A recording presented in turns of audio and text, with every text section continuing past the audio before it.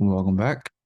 We're going to be going over strong highs and what makes a strong high valid. So same thing as a strong low.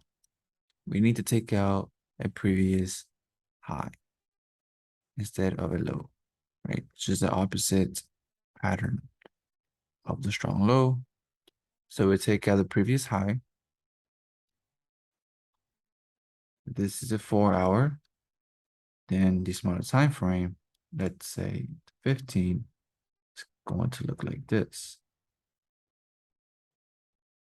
That's a strong high.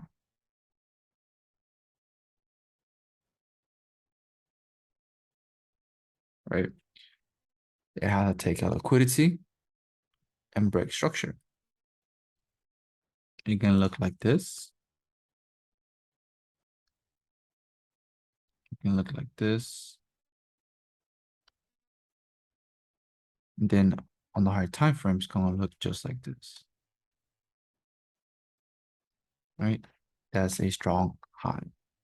All one needs to do, take out liquidity, break structure, and that is what validates a strong high.